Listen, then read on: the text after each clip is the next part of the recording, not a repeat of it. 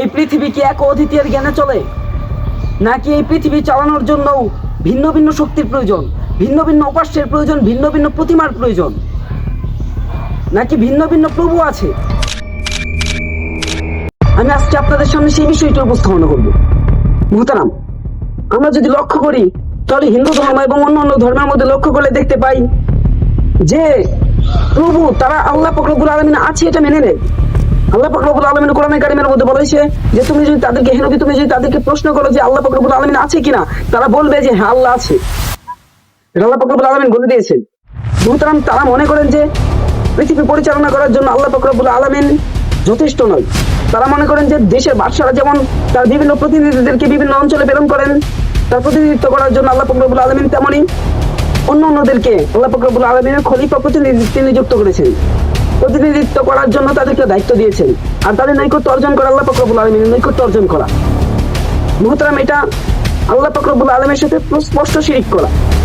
আর আমাদের ইসলাম ধর্মের আলোকে শিরিক, ওনার সাথে শিরিককারী কখনো জান্নাতে প্রবেশ করতে পারবে না, তার চিরস্থায়ী ঠিকানা হলো জাহান্নাম।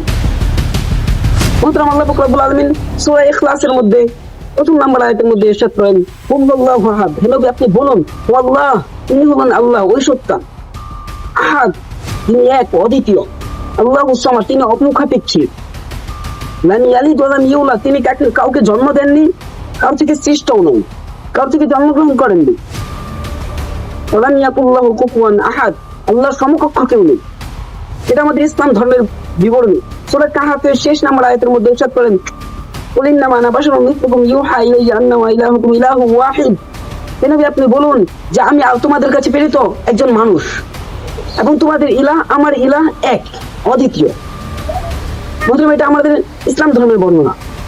এখন যদি আমরা দৃষ্টিপাত করি হিন্দু ধর্মের দিকে, তাহলে আমরা দেখব ঋগ্বেদ, যজুর্বেদ এবং উপনিষদের বর্ণনা।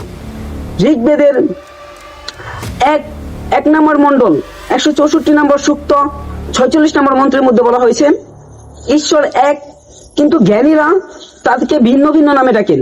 কেউ অগ্নি বলে ডাকেন, কেউ যম বলে ডাকেন এবং কেউ মাতৃষ্যা বলে ডাকেন। এবং যজুর্বেদের 3:46 মধ্যে বলা হয়, 3:6 মধ্যে বলা হয়েছে, 3:45 মধ্যে বলা হয়েছে যে ঈশ্বর এক, অদ্বিতীয়, তার কোনো অংশীদার নেই। আর উপনিষদের 6:2-1 মধ্যে বলা হয়েছে যে ঈশ্বর এক, তার কোনো প্রতিমা নেই। মাত্র ঈশ্বর যদি এক হয়, তার কোনো প্রতিমা না থাকে, তাহলে প্রথম যে বলা হয়েছে হিন্দু ধর্মের মধ্যে যে জ্ঞানীরা তাকে ভিন্ন ভিন্ন নামে ডাকেন, ঈশ্বরের তো কোনো প্রতিমা নেই, তার কোনো সমকক্ষ নেই। উপনিষদের বর্ণনা, তার কোনো সমকক্ষ নেই। তাহলে ওইখানে তাকে অগ্নি নামে, কেউ অগ্নি নামে ডাকে, কেউ ডাকে যম নামে, কেউ না ডাকে মাতৃষ্যা নামে। যদি আমরা অগ্নি ধরে নেই, তাহলে তো আগুনকে পানি নিঃশেষ করে দেয়। সত্যি কি তাহলে আমাদের ইবাদতটা, আমাদের উপাসনাটা সঠিক হচ্ছে? সঠিক হচ্ছে না।